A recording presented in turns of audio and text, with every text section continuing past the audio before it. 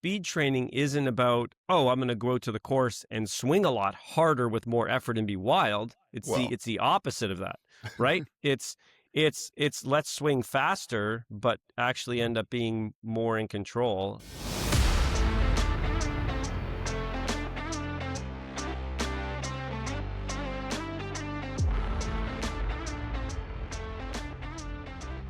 All right, ladies and gentlemen, welcome to another episode of the Whole Story Podcast. Jonathan, we're getting educated today by one of our smartest, most highly educated guests possible, Dr. Sasho MacKenzie, who is the founder and creator of TheStack System. How are you doing today? I'm good. I'll be honest, I'm a little disappointed to find out that apparently if I get the right shaft, it won't completely heal all of my woes when it comes to golf. But I thought you were going to be disappointed that you can't get faster by doing nothing. Well, he basically said that's not possible at I've the known that. age where we are and the age we're heading. Let's not get carried away. It's a fact. I still got 3 years to make it to the senior tour, so I've got you time. might want to do 2 or 3 sessions at a time. Yeah, exactly. One a year. I should be all right. Yeah, for sure. Yeah. So we had a great chat with Dr. Sasho MacKenzie, who is the founder of TheStack System. You've heard us talk about it a number of times, either through the podcast, through our newsletter, through course corrections, our series, but this thing, and it doesn't have any of the weights on it right yet, which comes in this nice little package. I have not earned the gold weights yet, but that's something I'm going to work towards. And we've got the bundle that has the stack radar. This thing's really cool, and it allows us to do things like the stack wedging, which we talked with him about as well. But in talking with Jonathan, with someone like Sasho that is the founder, the brains behind, he did tons and tons of research on athletic performance, especially then tied to golf. What is something that you learned that maybe you can apply to your own golf game? Maybe not the highly technical stuff, but something that he mentioned in this chat that people are about to listen to that you say, hey, I could probably use this. Well, I think the biggest one for me was I'm always trying to figure out a swing issue or concern with a ball going somewhere. And he talked about how you can use the stack system to say, for example, like I'm literally looking at my hitting net and everything right now. I'm thinking I'm going to get a piece of tape and make sure I have a straight line, because my issue is my pullback and all that kind of stuff. Well, what if I take the reps, not only the mental reps, but also the physical reps without a ball going somewhere to mess with my brain, right? And instead I work and obviously working on getting faster, which as we found out means probably a little bit looser grip. You've got to have a little bit more flow. I mean, I've tried to force it in our stack system workouts where I'm like, I'm going to swing so hard. Yeah. And then I realized that if I'm really honestly following what my teachers taught me whenever I've gone out for lessons, but to eliminate the golf ball as a part of the practice can allow me to dial in on the mechanics, and the stack system is going to give me that instant feedback when it comes to this worked and this didn't work. You know, you tried hard and you hit 106. You didn't try what you thought was as hard, and all of a sudden it's 108. And so being able to track the data for that sounds like a really good idea. Yeah. Well, I mean, you think about, you get up to the tee and you're like, all right, I've been hitting it well, but this one I want to kind of bust it, and hit it really hard. Right. That never works, right? Like it never works. It never works. So great interview with Dr. Sasho MacKenzie. You guys are going to love it. We'll have in our show notes, they are kind enough to offer discounts for people that follow BestBall. And so I'll put that link in there as well. They have a bundle that you can get the stack system with the radar. They have other things you could check out as well. But yeah, go check them out. We highly recommend it. And I even made the comment, it's fun to see other people out on the range, either one doing the warm-ups, which again, highly, highly important, or two, doing the stack putting, wedging, because you recognize the practice habits or things that they're doing. So Great one there. So yeah, very thankful for the Stack System and for Sasho for working with us there. Also thankful for our friends at Summit Golf Brands, Beasley, Zero Restriction, Fairway and Green. They've got a lot of great things going on now. And if you go to any of their websites and use BestBall20, you can get 20% off your order. Their spring collection is out. It's good stuff, right, Jonathan? It is. I'm actually wearing my little Beasley hoodie, and out in my cold garage, it's got pockets, so it helps out really nice to keep my hands That thing warm. is super soft and It is is. very, very good looking. So yeah, check them out. But let's get to this episode. Dr. Sasho MacKenzie with the Stack System. Y'all enjoy. All right. Well, Dr. Sasho MacKenzie, welcome to the Whole Story Podcast. How are you today? Doing awesome. Glad to be on. Yeah, well, it's great. And I want to say up front, no offense to any of our other guests that we've had in 100 plus, 150 plus episodes, but you are probably the most highly educated of any of them. A doctor in biomechanics, is that correct? Yeah, that's it. Sports That's it. biomechanics. Yep. That sounds pretty impressive, but we'll get into more of that. Maybe your history of how you got to where you are. But we ask every one of our guests as we get into this thing. We love golf stories, and we love kind of how people got into golf from an early age, or maybe you're like Jonathan, you picked it up in your 20s or something. But when was that first time that you picked up a golf club?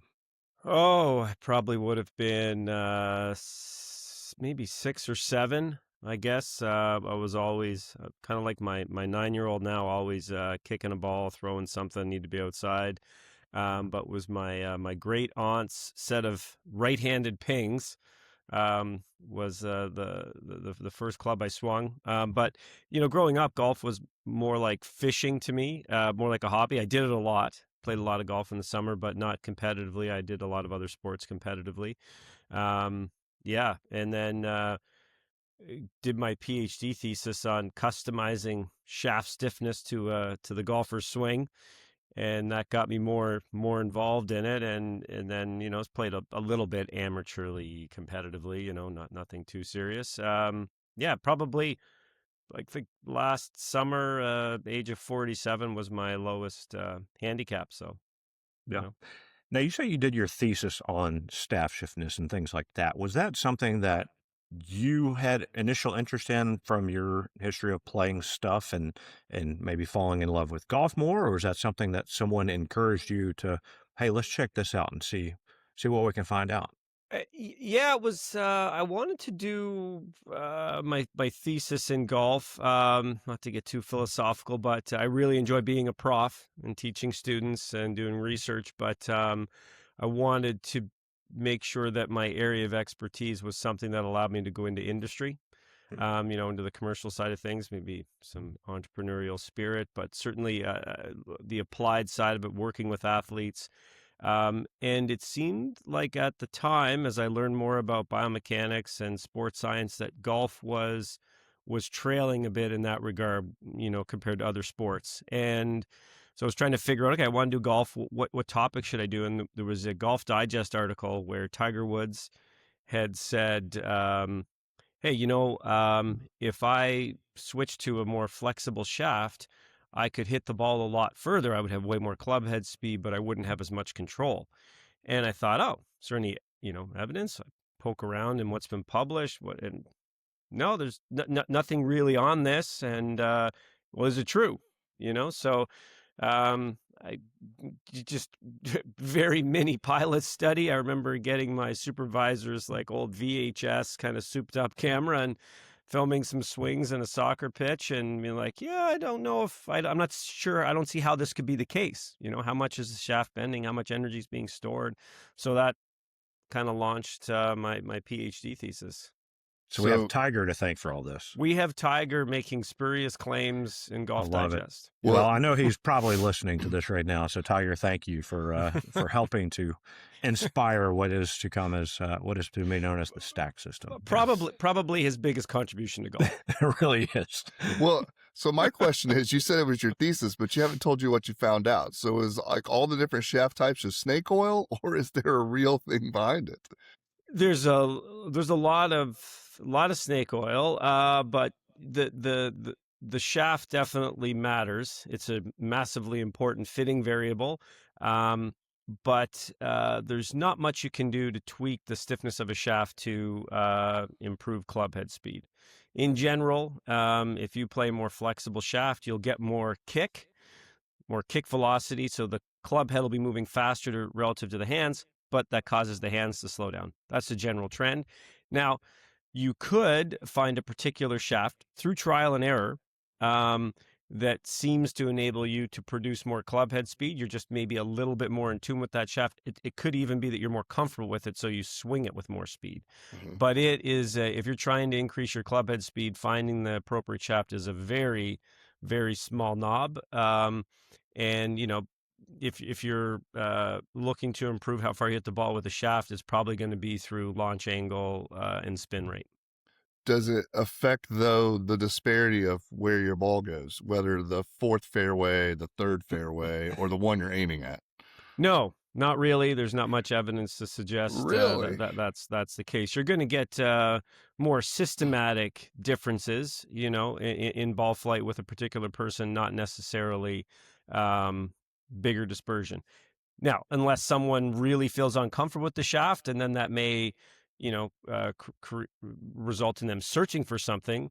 But none of the data that I've collected suggests that that would be the case. You're going to get a systematic difference in spin rates or launch angle, but not necessarily a massive increase in dispersion. So science says it's still my fault, not the club. It's still your fault. Yeah. Okay. All right. But I'm just clarifying.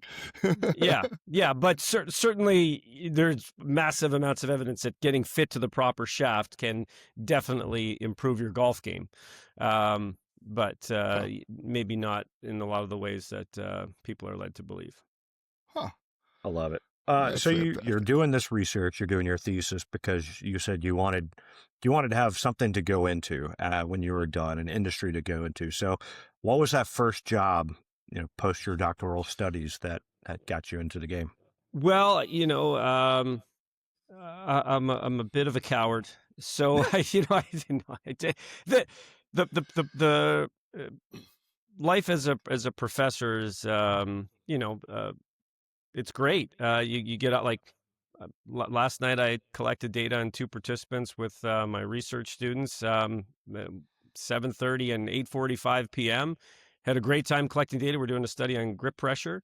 So to get up every day and have a curiosity, gee, I'd like to really answer this question. I want to know more about this. And then you come up with the best possible way you can answer that question. And then you chip away at it for a number of months, analyze the data, and come up with a result. That's very satisfying. And it's also very satisfying to teach people. So, really like my job as a prof, but also there's some stability there being an entrepreneur. So I wanted to make sure that I have, got a family, 3 kids. I could not be a true entrepreneur and be like, all right, let's go into debt. Let's have a whole bunch of people lend me money and let's try to make this work. Oh, it failed. That would stress me out to no end. So, with the Stack system, for example, or the consulting work I did, it's all kind of added on to and supplements really. They dovetail really nicely my life as a prof. So with the Stack system, it was completely bootstrapped, self-funded, no investors. Can we, let's scrape together enough cash to buy 20 stacks. Let's sell 20 stacks. Hey, let's buy 40 stacks. That's the approach we took. I love it. So you went around, and I've got my my stack here, my swing training. And I've Nice. still got my Sit golf back here. glove, my Stack golf glove. It's a FootJoy, but I use it just for speed training with this thing.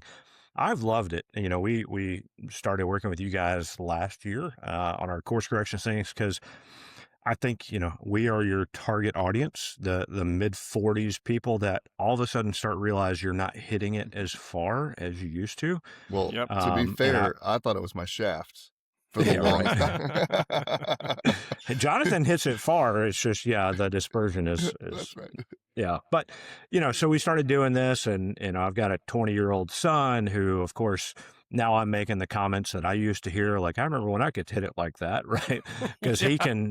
he's flexible and athletic, and he can absolutely crush a golf ball. But, we see that that speed training, because our strength is not there like it was 30 or 20 years ago, 10 years ago.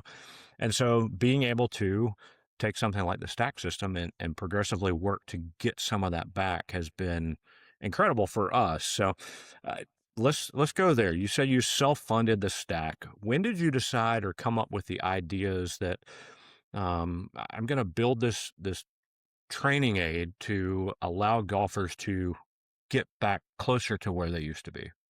Yeah, well, I think it started when I was working with tour players and tour coaches. So I, did the PhD thesis. Ping ended up purchasing some of my software, so I was doing some projects with them, working with them. Done a lot of research with FootJoy, and then started working with individual tour players at getting faster. And initially, it was through biomechanical interventions. Hey, let's watch your swing. These are the things we can do to help you swing faster. But I have a pretty extensive track and field background, competed at university, coached it for 10 years. And What was your event? I did it was back in the day in Canada, it was called the pentathlon. Yeah. So indoor, 60-meter hurdles, shot put, high jump, long jump, and the 1,000 meters. Yeah, my son did hurdles in 400, and he did the 110s and everything. So Right yeah, on. I know all about the track stuff. Jonathan's about to get into it. Yeah. Cool. I've So got children. So, looking at the science from track and field perspective and how to get faster, you can have biomechanical intervention. So I could take an athlete in the track and be like, "Hey, let's work on your running mechanics, and you move the needle a little bit." But by far, the best way to make somebody faster is better training, right? You spend the majority of your time just sprinting and doing drills and things to get better through training. And that's the way I started looking at with tour players. Like, one of the first players I worked with was Padraig Harrington, and he had pointed out to me, look, when people get on tour, this would have been maybe 2014. People get on tour, they don't get faster, right? So even some of the best that come on when they're 22, 23, and they still have 5 or 6 years of where they should be developing as an athlete. Ball speeds, club head speeds stay the same. That was back then. And I was like, okay, well, like, how are they training? What are they doing in the gym? And it's clearly, just from a macroscopic view, it's doesn't seem to be moving the needle very much. So that's when I started thinking about taking the principles from track and field in terms of, hey, you don't just sprint. You do overload and overspeed, and it's the same with jumping. If you are trying to improve vertical jump, you'll jump with weights on your back, and you'll also do some assisted jumping with bungee cords. If you're trying to throw faster or further in shot put, you use heavier or lighter shot puts. There's lots of research in that area. Baseball, there was a bit of research done. So thought, hey, let's apply this to golfers. So started doing systematic studies in my lab. Hey, how much weight is too much weight? How little weight is too light of a weight where you don't get the stimulus? These things that have been figured out in track and field and in jumping, and started seeing some results with amateurs. Then kind of circle back around with tour players and hack together some stuff from Home Depot with washers and bolts and lead tape and Google spreadsheets saying, hey, go do this workout and enter the data in the spreadsheet, and then I'll look at it and I'll make your next workout. And then it was iterative like that, and saw some great results, both in my lab and with tour players, and was like, all right, this is probably a product, but I mean, I'm not, like I said, I'm very much an amateur entrepreneur. Didn't have the know-how to call up China and say, hey, you want to build something that looks a little nicer than this thing from Home Depot. So was doing a lot of work at the time with Ping, still am. And one of my contacts there, one of the engineers, Marty Jertson, who's a phenomenal golfer, played in 6 major championships. He's getting into his 40s, losing some speed, couldn't keep up. Has a really interesting story playing with Luke List and being like, I can't go from my desk out here and this guy's hitting 30 yards past me. So he tried the program, massive increase in club head speed. The next year, went to Bethpage Black for the PGA Championship, the one that Brooks Koepka won, and made the cut. Right, as an engineer sitting at a desk most of the day, being like, "Hey, I'm going to go make a cut at one of the longest playing golf courses in not amazing conditions."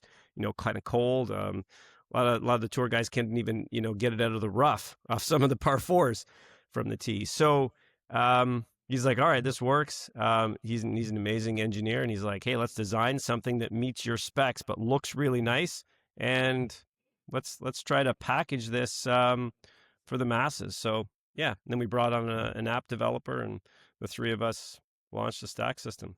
That's awesome. So obviously for a tour player, uh, the difference between making the cut or being out there at all, it could be 2-3 miles an hour in club head speed, things like that. Yep. You've already shattered my dreams of finding the right shaft that's going to fix my terrible slice. But how does that translate then to someone? Where you said 47, I'm 46. Robbie's, I think you're 46 yet. 5. Just 45. just a kid. Yeah. How does that translate to the everyday golfer? Like, I mean, obviously you don't want your buddy always hitting it, 20 yards past you or something like that. But where does that come into play? Not only from the golf perspective, but Robbie and I would say also with the Stack System, also realized that this has just helped us almost feel better. It is a workout for old people, like middle-aged people, because it's not, we're not quite to sit down, stand up chairs with the octogenarians, but we're close. Well, I'm close. I'm 47. I feel it. Well, I think we actually probably have the most watched workout warm up in the history of any Oh, warm up. absolutely. Like I think we're, Yeah. I don't know how many, over 100 million views, right? Because everybody that goes into the app does the warm. It's the warm up I use before I golf. Yeah. Like if Oh, I yeah. have a choice between, do you want to hit balls for 15 minutes or do you want to do the stack warm up? There's no question I'm doing the stack warm up. So yeah, just doing the warm up alone is going to help some folks that are in their late 40s. But it's yeah, like it does help all parts of your game because we just need those reps of swinging and warming up. The philosophy is to increase your maximum ability so you can cruise at a speed that's faster than you're cruising at now, but is at a lower percentage of maximum. So to pick easy numbers, let's say right now you're swinging at 90 miles an hour on the course and your max is 95. Well, what we want to do is take your max to 105, right? And have you play at 95. So now you're playing at a lower percentage of max, but the absolute speed's higher. So you've gained 15 yards, but you're swinging more in control. So speed training isn't about, oh, I'm going to go to the course and swing a lot harder with more effort and be wild. It's Well. it's the opposite of that, right? It's let's swing faster, but actually end up being more in control. And so, usually we see a lot of people that actually reduce their dispersion. They just play better golf.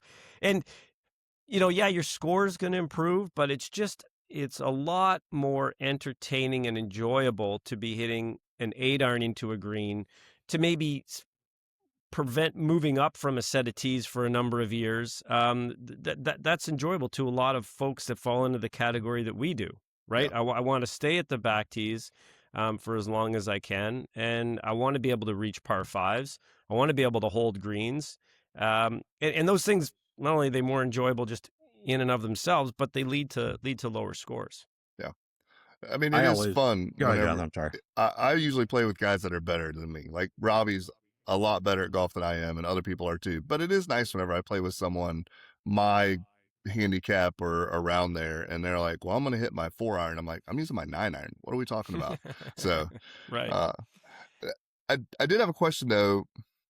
So you mentioned scoring better and things like that, because the Stack System doesn't just do speed work now. You've also translated that into wedges and putting. Was Yeah. that another idea, epiphany in research where you're like, maybe we should look at other aspects of the golf game and how we can get involved there?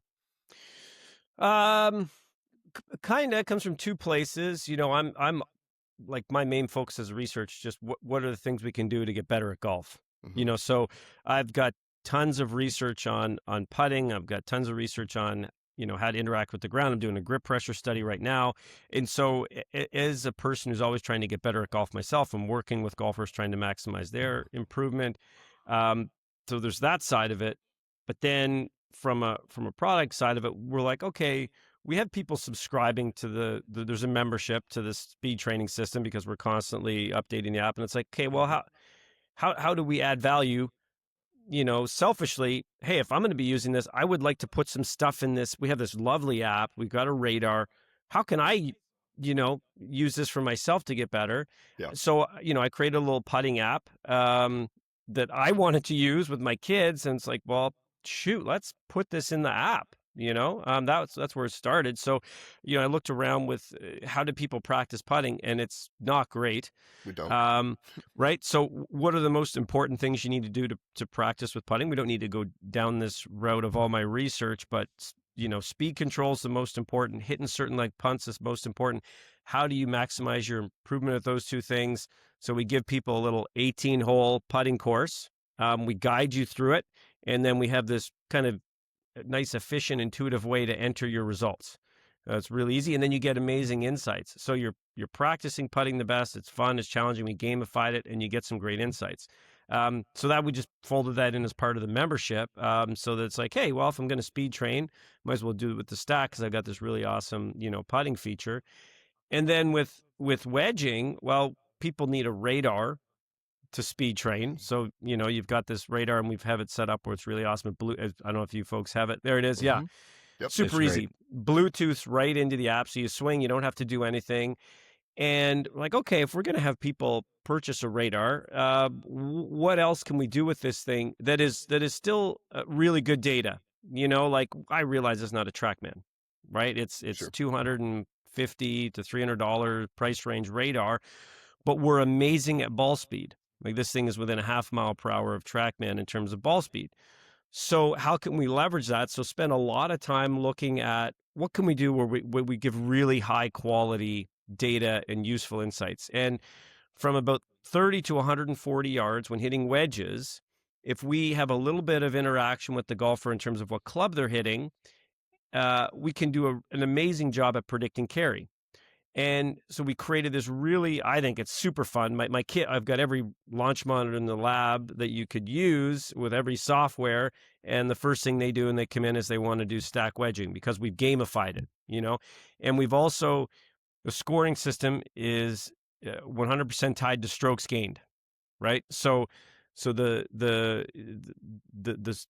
closer you get it to the target, the score ramps up just as strokes gained does. We keep track of your bests. We cheer when you hit tight shots. And I mean, I've seen my distance control with wedges become massively improved. There's a ton of mini tour guys using it. A lot LPGA players right now are using it like crazy. It really ramped up. So it's targeting specifically working on distance control up to 140 yards. And that's, if you're hitting a 70-yard shot just to pull it out of the air, distance control is the issue, not lateral dispersion. We don't measure lateral dispersion, but the number one thing you want to work on is, hey, can I hit this? Can I carry this thing exactly 70 yards, not 60, not 80? That's a skill we work on with wedging. So we're stacking your golf skills now, not just stacking the weights on the end of the stack. That was a little bit of marketing right there. That was nice. Yeah. I've enjoyed the wedging piece of it because, I get out on the driving range and I might do, the regular, I work with a trainer, Dr. JP Guidry out of New Orleans, and he works on a lot of, he loves the stack, and he's like, well, at some point, let's do some like speed training with a ball, right? So you're out there hitting your driver, but then I'll take the rest of the bucket and make sure I have at least 20 plus balls left because I want to do the wedge work through the stack system. And I love getting out there and doing it. But you mentioned the warm up and then you mentioned the putting. It's fun to recognize other people that I see somebody kind of swinging their legs back and forth on the range. I'm like, that's a stack guy. And then like 3 weeks ago, I'm on the putting green and I'm, looking at my phone and I'm doing the stack putting and I'm lining up the next putt and the guy's over there chipping. He walks over. He's like, are you doing the stack putting drills? And I'm like, absolutely. So like, there's bonding within the stack community of people that see value in what you guys have built to try to get better at golf. And it's fun. Yeah, we're all about like maximal efficiency. Marty and I are busy, but we try to squeeze as much time as we can to golf. So it's packet size, meaningful chunks of practice. The speed training is 15 to 20 minutes. wedging takes about 10 minutes to do a session. Putting takes about 10 or 15 minutes. It's like, okay, it's all very manageable. It's all very easy. There's low friction, low barriers. Let's just get it done and get some good data. And the other thing that's unique about us is are you getting better? It's in your face. You can track your improvement. It's not like using a training and be like, I don't know, is it working? It's like, no, we want to know. We want to be, very, very transparent. Hey, you track your club head speed. Is it getting better? If it's not, that's on us, or maybe it's on you. Maybe your grit score is low. Yeah. Well, one thing I mentioned to Jonathan maybe at one point was, especially early on, you can't really cheat speed increases. So, right, it's actually helping me make a better swing, better turn on the club and everything, because you can't like put it in a wrong position and increase your swing. So I feel like not only is it increasing the swing, but it's swing speeds, but it's making my actual swings better. Is that something that you found people do this stuff? Yeah, 100%. Two comments on that. One is it's tough to make a bad swing that's faster. Like in general, better mechanics, like we all envy the mechanics of PGA players, but they also tend to be very fast relative to the rest of us. It's very odd to be like, wow, that swing's really fast, but it's a terrible swing. Usually, right? Right. The other thing is that I like to think of, is for the stackers that are listening out there, anybody that's doing speed training, I like to think of speed training. You're somewhere in a continuum when you go to do a workout of, hey, this is a gym exercise. I'm swinging a stick. I'm trying to build my capacity. I just want to move this thing fast. The people that would apply to might be like a former tour player who's now 65, hasn't missed a fairway since 2008, right? And but their club head speed's 85. Hey, you just need to move your body faster, learn how to move your body faster. We're not worried about missing fairways. That also applies to a lot of LPGA players, to be honest. Like we gotta ramp up the system here. This is a gym exercise. Let's get going. All the way to, hey, you know what? I'm going to use the speed training with the stack as a way to get meaningful reps in to improve my golf swing, improve my overall movement pattern, maybe even improve my setup or my grip. And you can kill two birds with one stone. So this is especially true for juniors. So I'll give one little anecdote, and this could apply to any 18 handicapper, or 15 handicapper, whatever. Where do you fall, Jonathan? 16.3 just got updated today. Nice. So let's say we'll take my my daughter now. She's 13, but when she was 10, she had a very strong trail hand, really curled under, and she'd kind of hang on. Wasn't great for speed, but she's very athletic, so she'd hit the ball decent. But every once in a while, she'd release, which is what I wanted. I want a full release, but the club face would close, and she'd hook the ball. And I'd say, okay, well, let's get a more traditional looking grip, right? Put your hands in the club. Dad, this feels terrible. This is uncomfortable. And inevitably, when you go to hit a golf ball, bad things happen because it feels terrible. It doesn't feel right in the swing. She's like, I'm not doing that. But that's it. End of experiment, end of improvement. Let's go back to, kind of the status quo. We're really limiting potential growth and improvement, right? And I'm sure you could be in that same place, Jonathan. Well, okay. I'll get personal, but yeah. Yeah. So we're in stack season in Canada. And okay, let's go into the garage. Let's do some speed work. And okay, we got the nice rest timer between reps, right? It's about 20 seconds. So she would take her swing, back out, and I have a little station with foot placement and where a ball is, just with chalk on the gym floor we have. And she'd check her grip, the grip the way we want it, step up, timer goes off, makes a swing as hard as she can with the new grip. But there's no bad feedback, right? There's no topping the ball, there's no hooking the ball, so she can feel comfortable taking that grip and taking a rip. Well, then all of a sudden we get out to the range in the spring, and the first driver swing, she doesn't have this mangled, trail hand way under the grip. Her new grip is now solved, right? With all these reps. And it could be the same as if you've got somebody who's finishing on their back foot, but that's how they make good contact. Well, let's get some reps in where when we're speed training, we're making sure we're finishing on our lead foot. If you've got an over-the-top swing, right, and you got this massively left path, All right, do all your reps with the stack system where you're trying to swing it out to the right. You can ingrain these overall movement patterns. And then, yeah, absolutely, you need reps when you're hitting balls. That's just you're fine tuning, you're Right. calibrating yourself to hitting a ball. But you can work on so many positive things with your golf swing while you're speed training. Yeah, So those I are the love two it. ends of the continuum. I love it. So, what advice do you have to golfers? You mentioned Canada; it's stack season, right? And we're in Georgia, Jonathan, and I'm in South Carolina. So we had like 4 days of snow that kept us from getting out on the course.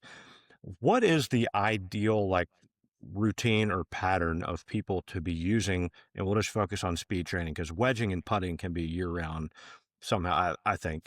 But for the speed training, like, do you do it for a season? Do you take some time off, do it again, or what's, as an expert, what would you suggest to people? Yeah, in the ideal world, you're retired or you're a tour player, and you can train speed as a skill for most of the year. So when I'm working with tour players, the thought is, okay, what month or weeks of the year are you not going to speed train? Because you wouldn't say, I'm going to work on my putting for 6 weeks, Yeah. and then that's good. It's a skill, and it's a very important skill. We can see it becoming more and more important on the PGA Tour. That minimum level of speed to play in the PGA Tour is creeping up, right? Yeah, the average is going up, but that bottom, there's, David Toms used to play at 104 miles an hour. There's no 104 miles per hour out there in the PGA Tour. It's just it's puts too much stress on the rest of your game. So it's a skill. Just like you need to train all the time, and you decide what points of the year you may be going to back off a little bit to get a little bit of recovery. And that would be the same for the four of us. I would train it all year round. Now, the reality is, I don't do it as much as I should in the summer. But my club head speed is fastest in May. And then I try to do priming sessions. I try to keep it up, but I don't do any full programs in the summer. Right now, I will eventually, but I just find I'm golfing. I'm still doing lots of other stuff, and I'm traveling a bit. It just doesn't happen. So I have 4 months where there's essentially no stacking. I'm still doing the warm up, right? And I still do a few hard swings, but not enough. And I'm slowest in September, which is not ideal. But then I get 3 good programs in over the winter. Now, if I was retired, then I would stack for most of the year for sure. And we've got it set up where the app is smart. You go in, you do a baseline, we recommend a program, and then we've got this really cool scheduler, as you folks know, where it's based on the concept of implementation intentions, where you're much more likely to do something if you say when you're going to do it, where you're going to do it, and what activity you're going to do it before or after. And it's so easy to do in the app. Screen pops up. I'm going to stack on Monday after breakfast, 8 a.m. There we go. And it's in there, and it's in your calendar. Does the slowing down of speed, is that similar to sprinting, where essentially we're just not firing enough to keep up the speed? Because I don't know if you're not sprint, what is it? If you don't sprint as a sprinter over 3 or 4 days, you will slow down. Yeah, it's like any biological system. Our body adapts to the stimulus we're experiencing. You go into outer space, and your bones, start to get less dense.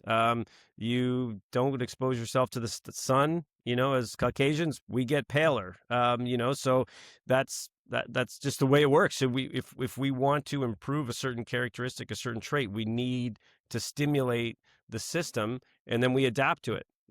So yeah, we need to speed train if we want to be faster.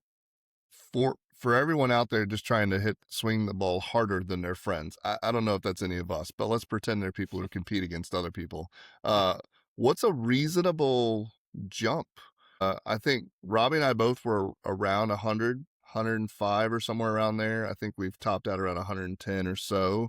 Like, am I going at 47 years old to get to, was it pro levels or what, 120? I mean, they're fast. Yeah. Do I have Well- a reasonable expectation that I could be swinging, and not me in particular, because I probably won't, but let's pretend other middle-aged guys are Well, hoping. Jonathan, not with that attitude. Not with that attitude. That's right. Probably true. Thank you. Yeah, so a 6-week program, average gains are more variable over the 6 weeks because some people, don't quite respond. Say 4 to 6 miles per hour over the first foundation. The average stacker, and we've got 75,000 of them now, is Amazing. 10.1 miles per hour. So that's just looking at baseline driver speed to peak progress check driver speed. At some Yep. point, your average stackers gaining 10.1 miles per hour. But then we also track our top 5,000, which I feel like that's something that everybody can aspire to. Surely, not our top 10, not our top 10 or 20. It's like there's 5,000 stackers out there. Well, there's nothing special about that group of amateur golfers. If they can do it, I can do it, right? And their average speed gains are over 15 miles per hour, 15.2 now, I think. And 800 of them are over the age of 60, Oh, right? So, it's on. and yeah, there's no reason why you can't chip away. The way I always look at it, I like to zoom out. There are two curves that you can picture across your lifetime. So along the x-axis is your age. We can go from 8 to 88, right? And then on the y-axis is your clubhead speed. And there's one curve that would be, hey, what if Jonathan did nothing his entire life to get faster? There was minimal stimulus. Well, Pretty much. you're a Homo sapien. You have the ability to swing a stick. So that curve is going to peak somewhere in your, late 20s, and then it's going to drop down and it's going to be the lowest at 88. Then there's another curve, copy, paste, shift that up. What if Jonathan did everything optimal for swinging a golf club fast his entire life? Diet, training, everything at the right times. That curve is following a very similar shape, peaking a little bit later, but there's going to be a gap somewhere between 15 to 25 miles per hour between those two curves, right? Depending on the person. All we're doing is bouncing around between those curves with stacking, right? And what's really cool is that we can look at the average, because we have so many people and we have all this data, the average 50-year-old who completes a stack program is swinging faster than the average 40-year-old who doesn't, right? So we can go, hey, let's look at all the 40-year-olds who come into the stack. There's thousands of them. This is their average club head speed in the progress check when they start. Okay, now let's take a look at all the 50-year-olds and we'll see what they're doing after they complete one program. So you're swinging faster than you did 10 years ago. So reversing 10 years of speed loss, because we're getting slower. From 40 to 50, if you don't do anything, you are getting slower. But we can reverse that with one stack program, which is pretty cool. It is pretty cool. Is there a Well, way for you to go put ahead, into Jonathan. the app where we rank among the 5,000? Like, if you could tell me, like, I'm number 3,275, I'd be That's working out a lot harder to see if I can get that top. Now I'm sitting there thinking, well, what if I could get into the top 100? That would motivate me to work out a lot more. Yeah, I think probably if you can, if you're, you can go in and see, in your completed programs, you can see where you started, what your baseline driver was, and then you can scan down the next column to see where you finished each of the programs. And I think right now, if you're around 12 miles per hour, you'd get into that top 5,000. No, but 12 and a half. I need a number. You gotta I like, could tell I could tell you you're in second place in the best ball that's standings. true. That's 100%. But I need you need like Orange Theory or Peloton, right? Like I need to be best ball 23, No Well, socks. we've just started sending out gold weights to I saw that. if you hit 10,000 swings, we send you a set of gold stack weights to be in our 10K Club Hall of Fame. So I'm in. yeah, the speed gains are important. Sure, that's what we're all trying to do, but you get those through dedication and training. Yeah. And if you worry about completing enough programs, keeping your grit score above, ideally 95%, and you get 10,000 swings in, you're probably going to be pretty maxed out. Yeah. Grit score. Let's not talk about Yeah. that. So a lot of exciting things happening currently. What's on the radar for Stack? I say radar. What's coming next for the Stack system? Lots of stuff. We've got a new speed training grit. We're launching, so it's got a little bit more of a taper on it. Nice. Relative to regular grip. You can kind of compare it, so it's got a Oh bit yeah. more of a taper, but it's super comfortable. So some of the grip pressures research that I've been doing, good golfers tend to relax their grip pressure heading into impact. Believe it or not, Okay. you squeeze less on the club, but you're applying the most force at impact. So we want to facilitate that. Way you can do that is to allow someone to free them up to apply less pressure, but apply more pull force, is to create a grip that facilitates comfort in doing that. And actively working on improving the community and gamification around wedging. So hopefully we have we're launching weekly combines with leaderboards by the springtime. So the premier wedging is awesome. It's super fun. It's what I do all the time. But I think it would add an extra layer if we could go in there and be like, hey, what's the weekly combine? What's the leader? Do it as much as you want over the week. See if you can get high score. Have a bit of a league, accumulate points. And we think that would be pretty fun. So we're going to try to build out the wedging a little bit. Yeah, we got some other improvements to the product that we're working on. We're not ready to Sure. sneak out there. Does that And mean we're on Android now. That was a big one Yeah. for us. you have Stack Games 27, where you're going to bring in your 10K people and have them compete against each other live? That's a great idea. Wouldn't that be fun? That would be fun. Listen, if you They do did, that, they did some competitions at the PGA show. That was fun to watch. Yeah, that kept the booth really busy. Yeah. Absolutely. if you do that, Yeah. we'll come and be the commentators. Yeah. Oh, great. Yeah. Well, I mean, I love the Stack. I love what you guys are doing, and it's been fun to get to know you a little better through this. And we'll start wrapping up. And one of the questions we ask all our guests as we start wrapping up is, tell us the story of your most memorable golf shot. Oh, most memorable golf shot. Sure. I think would be my first club championship that I won. And for me, the club championship is like a U.S. Open. As we all, yeah. it's like I realize the level of golf I'm at.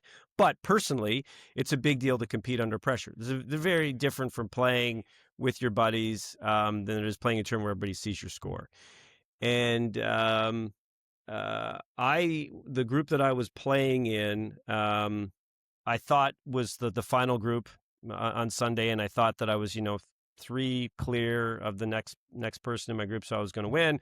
Putted out. Turns out that someone that was like 3 groups back got crazy hot and had 6 birdies in the back 9. So we're tied. So we have to go back and play 18.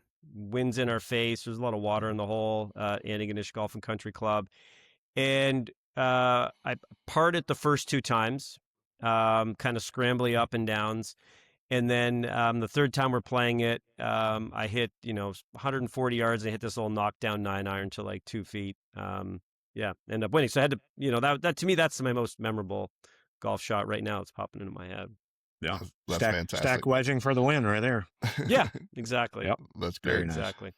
Another thing we like to do is the quick 9, just a little back and forth here. So first question is, what is the favorite course that you've ever played? Well, I mean, Pine Valley would probably be up there, but I played Oakmont right after the U.S. Open this year. But probably the funnest. There's a golf course in Hawaii called Kukio Golf and Beach Club. That one's really really quite fun. Yeah. Nice. Yeah. Well, you mentioned Pine Valley. That's on many people's bucket list that will probably never get crossed off. But what course is at the top of your bucket list? That is a good. I think I'd like to. I got to do the. I haven't been able to play much golf in Australia, so I think I'd like to do like Royal Melbourne. I think those courses in Australia. Maybe head over to New Zealand. But the I think the phrase is the sand belt in Australia. Did I make that up, or is that? Yeah, that's right. That's right. Yeah. Okay. Yeah, I'd love to hit those courses in Australia. If you're in Australia, we'll come with you. Just Awesome. hop on over to New Zealand. All right. What is your favorite course that no one knows about? Antigonish Golf and Country Club. Man, that's Yeah, we've got a gem here in Nova Scotia. Yeah, amazing staff. All of the resources, all the effort goes into making it a really fun course to play. You might see one flower on the course because all the effort goes into greens, fairways, tee boxes. Yeah, it's a great course. It's awesome. What's the season for that course or for courses there? Yeah, it's 7.5 days.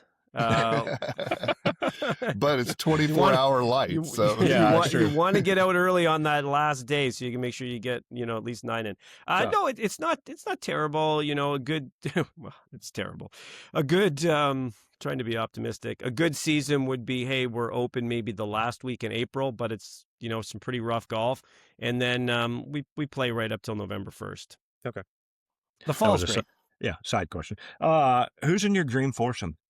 Gee, I don't even know. I've never thought about that. I'm not going to answer it because I don't. It would just be, I would pick some popular names.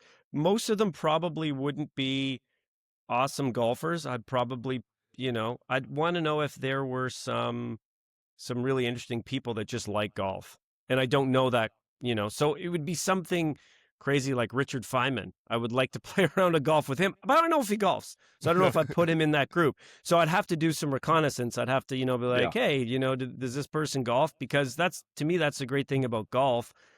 Probably Tiger would be in there because, he's awesome. Maybe Mo Norman. But I would pick some people who maybe aren't known as being great golfers, but they enjoy golf. Some closet golf geeks like myself, but they're really interesting other, ways in life. You could have great conversation in between bad shots. Yeah, exactly. So I apologize. I can't answer that. Maybe I'll text you. No worries. For people that can't answer, Jonathan and I volunteer ourselves to be in that dream. Oh, okay, great. We're always a start. You talk about bad golfers that have good conversations. We're right there. Yeah. Oh, right. Here's a guy that I was talking to a buddy of mine, Terry Rolls. I'm a very big fan of his work. Is Richard Thaler. I didn't know. There's a perfect example of someone I didn't know really loved golf and was a bit of a golf geek. So there's someone who I would love to play 18 holes with. Nice. Yeah. I'll bet you go to Australia with you. All right. What is I'm going to ask this a little different. We have been because I think we get better answers. What is your favorite snack at the turn? Probably peanut butter and jelly sandwich. Yeah, for sure. Yep. Nice. Favorite golf course logo? Favorite golf course logo. I